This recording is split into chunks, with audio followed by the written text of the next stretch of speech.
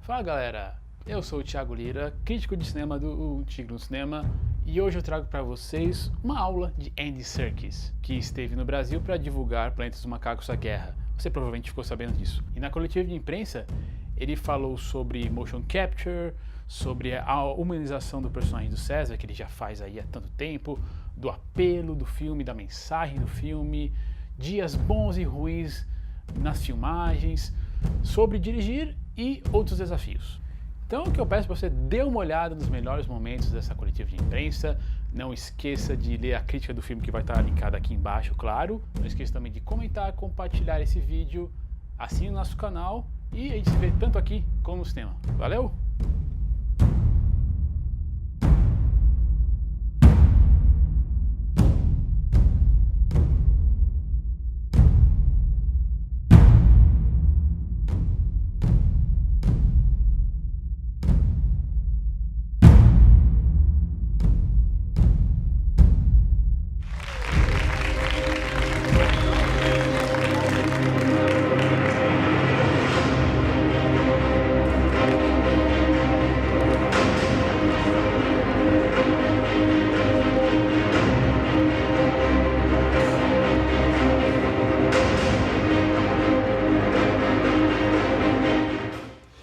I think the most important thing that actors realise when they first start to use performance capture technology is that it is only that, it's a technology. It's not a way of acting. You don't perform or act in any differently than if you were playing a live action character on a screen. Obviously, if you're playing an ape, then you have to do a certain amount of research into the behaviour of apes, how they move, how they behave, how they communicate. But of course, these aren't just apes, any apes. These are apes that are anthropomorphized. They have become, they're evolved apes. They have all been transformed by this drug that is changing them and making them evolve rapidly. So, for instance, when Steve approached the character, I think he started to do the research and do the basic research and observe apes in zoos and YouTube and all sorts of programs. But then the question becomes, what is the character? Who is the character of Bad Ape, or Caesar, or Maurice, or Rocket, or any of the characters? What is the character? And that is acting. That is making choices about. He chose to play him as a lonely mountain guy who collected things in order so that he didn't feel lonely, and that he'd lived alone for a long time. And so there's a sadness to that character. But this is where the human aspect of bringing these characters to life is so important. It's always comes from the human emotion. After all, the metaphor that we're using of apes is only to reflect the human condition and to be able to look at ourselves in a much deeper and through a different prism. The truth of the matter is that the main theme of this movie, and in fact all the Apes movies, really are about empathy and the peril of a situation if we live in a world as human beings where we lose the ability to be empathic towards another culture, another society, a different people, a different species, the planet. What happens if we lose that ability to really put ourselves in the position of the other people, the other kind, the other culture? And that is really the approach that all of these films, going back to the 1968 original Planet of the Apes movie, they were always written as social commentary, as well as being grand entertainment. And that is the beauty of this metaphor, is that, and why it's been a privilege to be part of this franchise, because you can operate on a global stage to a wide audience of people in the guise of great entertainment, and yet say something that is incredibly important, meaningful, emotional, and hopefully will connect with an audience in a profound way. And to have that balance is why I think these films have had such a long reign. Now it's 50 years, why they keep coming back and why they are becoming classic stories, because to have allegories that can really speak to the human condition is what we need at the moment in the world. Storytelling is really one of the ways that we can save ourselves.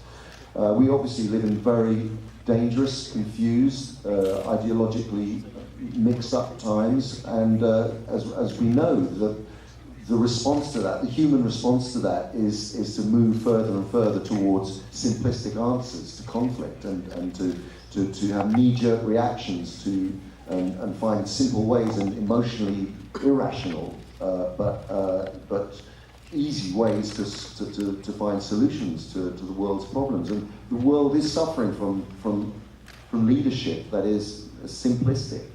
And I think one of what's so beautiful about the metaphor of using apes to see ourselves is that every single character in this movie, whether they're an ape actually or human, are morally, their moral compass shifts and they change, and they're not black and white. There's no villains and there's no good people completely in these movies. They're full of grey areas. Caesar as a character, who, although he's a noble character, still is flawed. He has killed Cobra, the ape in the previous movie, which goes against everything that he ever believed in.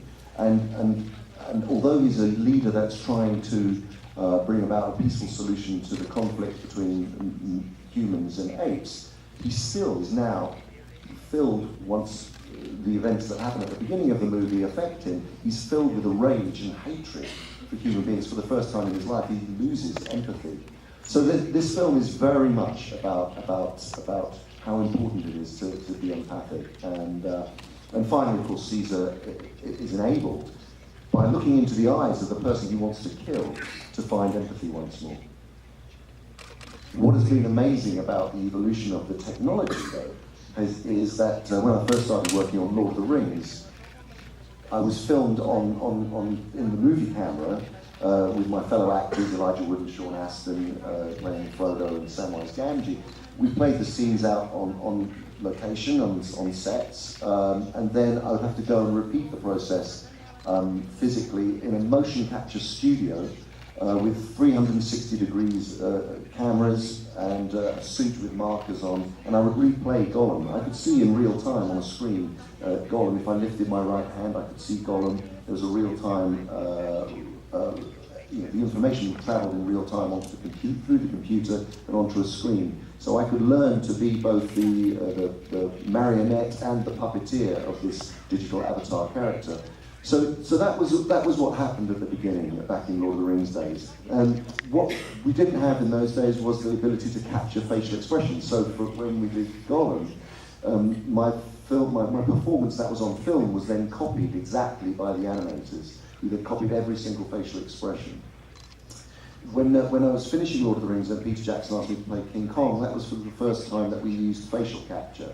And so that was more of a direct drive situation where I had markers on my face, and those markers were assigned to muscles on the digital mask of King Kong, of Kong's face. So if I moved my face around, then Kong would move his face around.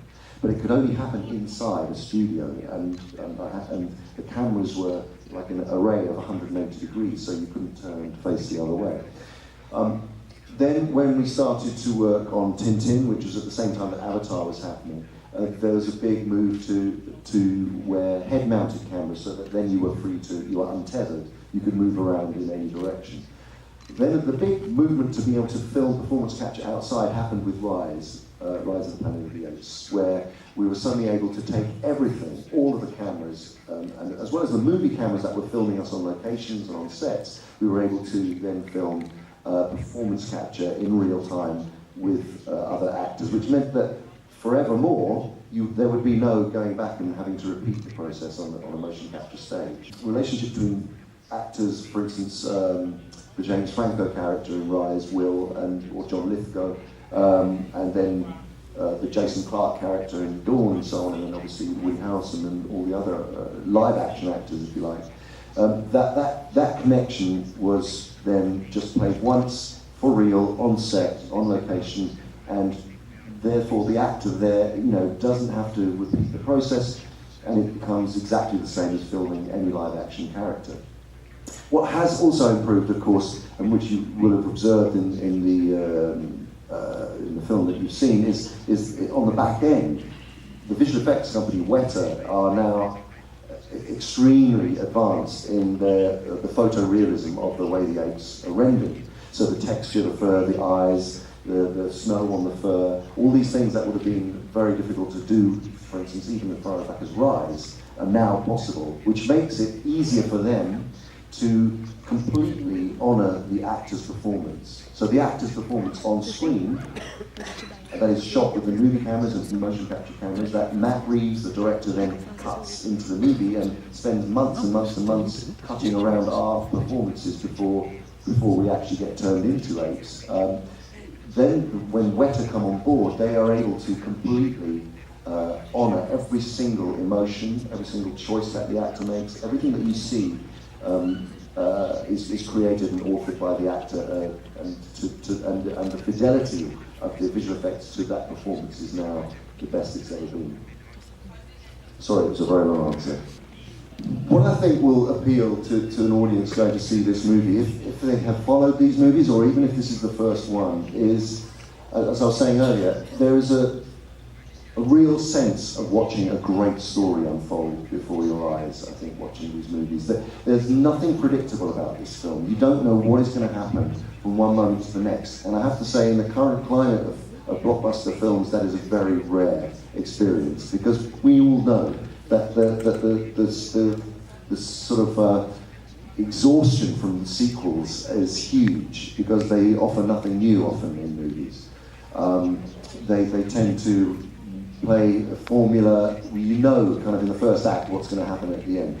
This movie is unlike that, I think, and that is from the great storytelling mind of Matt Reeves and from the way that he has used his actors to tell this story. I think it's a story that really is a movie for our times in terms of its message. I think it will affect people emotionally. I think it will educate people into seeing other without being judgmental. And I think it's a very powerful piece of cinema. So to give some context, when we started working on how Caesar would speak, for instance, in Dawn, or even going back as far as Rise, it was always, when he first started to utter human words, and I don't know if you remember Rise, but in the first movie, the first word that he says is no. And that comes from an injection of emotion, which is through the mind and physiognomy of an ape. It's it needs to have that believability of being urgent and come from a very strong emotional anger at the way that the other apes are being treated by the handler. In the second film, we had to find a way of making believable apes talking believable, and that was a big challenge. Because going from all those beautiful scenes where you see a lot of signing and the silence between the apes communicating such a lot, to then introduce speech was always going to be a big challenge. So it was like, how do we make Caesar start to use human language believably? And the process of that was by again, it was a sense of urgency, but they're not constructed sentences like we would construct as human beings. They are put together. It's like Caesar searching for words, searching for ways of putting together and constructing a sentence. And again, so I wore a mouth guard in my mouth to make it less easy for him to form the words as well. It was the birth of a language. So when he was speaking originally, he would speak like this. He would say, "I do not want more." So there was a very slow, deliberate attempt at forming speech. And in this movie, obviously Caesar speaks a lot more, and we had to find a way of articulating Caesar linguistically. That was going to be a quicker, otherwise it would be an incredibly long movie. And so, for instance, the scene at the beginning of the movie, he sounds more like he's able to put thoughts together in a much more efficient way, but also emotionally, his emotional intelligence as well is much more evolved into a human state almost. So at the beginning he would say, "I did not start this war. The ape who did is dead. His name was Paulo." So you can just hear there's a difference between those two in terms of the articulation. And then in the second movie, I very much wanted to see him, to compare him to, or find an example of a leader that I really respected, that I thought was emblematic of the way that Caesar would lead his troop of apes, of all different types of apes, bringing together, galvanizing this very disparate group of apes. And so I thought about leaders that I really respected, and Nelson Mandela was very much the inspiration in Dawn of Caesar as a leader of a movement to free them from bondage, to free them to create a society that was a working society, an egalitarian society. And then in this movie, kind of what became apparent to me was that, in the first two movies I'd been looking outside for inspiration, but really the emotional situation of Caesar in this movie demanded that I looked internally, really. So in terms of his emotions, the way he thinks, the way he behaves, his response to seeing his family killed, how that would affect me really became. But I wanted to bring Caesar very, very close to me and to approach him from that point of view, so that I could lead the audience through that with my eyes and be their guide and hopefully be an everyman for the audience. Well, I mean, this journey for me was an incredibly intense experience. We were shooting for 5.5 months in a Canadian winter, and the night shoots that we were on, sometimes it dropped down to about -16, and when you're wearing a motion capture suit, it's not fun. And but I think one of the days that was great fun actually was the first day of meeting Bad Ape, because Steve Zahn is such a great actor, but he's also a comedian, and he's also one of those actors who, if you look into his eyes for too long, it's very hard to keep a straight face. And so those were very, very enjoyable days. There's a sort of delicious sort of moment between being deeply in character and then being completely hysterical because something's going on in the eyes of another actor, and so they were great fun days. But for the most part, the rest of the whole shoot for me was quite bleak, and I spent a lot of time either being jerked around by a chain or being hung up on a crucifix or kicked around or beaten up or told my wife and family had died, or told that every day it was, or meeting the colonel who was the man I wanted to hate, or killing an ape. Every single scene of every day of the shoot had such an intensity to it, and was very bleak, and I was in a cage, or it just went on, and it was pretty exhausting. But all of that helped with the character. The change of Caesar throughout the movies has included a physical change. So in fact, the most exhausting, I have to say, was playing the young Caesar, when I was playing a very agile young orphan chimpanzee who was pretty much all chin. You saw him begin to change and rise as a teenager and begin to be more upright, but still had a lot of energy. And then in the second film, Caesar as a leader and a father. Again, I wanted to give him more weight. He was much more upright. I changed the use of the way that my hands were. So in the first film, I very much had ape-like hands in terms of picking things up. It would be, very much how an ape might pick something up. In the second film, it would be more, slightly more human. And so everything about him changes physically from film to film. And in this last film, I really wanted a sense of Caesar, a leader in time of war, with the weight of the world on his shoulders, and I literally wore incredibly heavy weights on my wrists, on my legs. He only walks now. He does occasionally quadruped, but it's quite rare, and only when he's escaping at speed at the end. But for the most part, he is very human-like in his physicality. It's not just the sort of straightening up and becoming more upright. It's actually emotionally where he is at, which affects the physicality, because as we all know, our emotional muscle memory, everything is tied into our body. Everything that we think, everything that we feel, the way that we are, is reflected in our physicality. So I wanted him to have this sense of weariness and tiredness, as well as as well as being much more human-like. I really do think it's both, and it has to be both, because it is a war film. It is about a war between apes and humans. But of course, with all great war movies, like Bridge on the River Kwai, or any great war movie that you can think of, Paths of Glory, it's about the personal response to war. It's about the individuals that are surviving that war. I mean, it's kind of more of a survival story in a way than a war story, I think it's true to say. But it does have incredible set pieces. It has, battles where you actually do feel the violence. When you see apes getting shot, I know that people have said to me that they find it so hard to watch, to see apes being beaten and shot and killed. And I think that if it were a war film, we're so desensitized now that almost seeing an ape being killed is harder to watch than seeing a human being killed, which says quite a lot about us. But Matt is the sort of filmmaker who, as I was saying earlier, would always want to tell this from a point of view, and in this movie it was always going to be Caesar's journey, a mythic journey, and one that sort of cemented in this final chapter this sort of, because it's also a biblical story. It is a Moses story, and he is leading his people to the promised land. But they watched a lot of films for reference, obviously Apocalypse Now too. But again, all of those films are very point of view driven, and that's what we end up. So yes, of course it helped me because I was the point of view, and so it was great to be seeing the world from Caesar's point of view.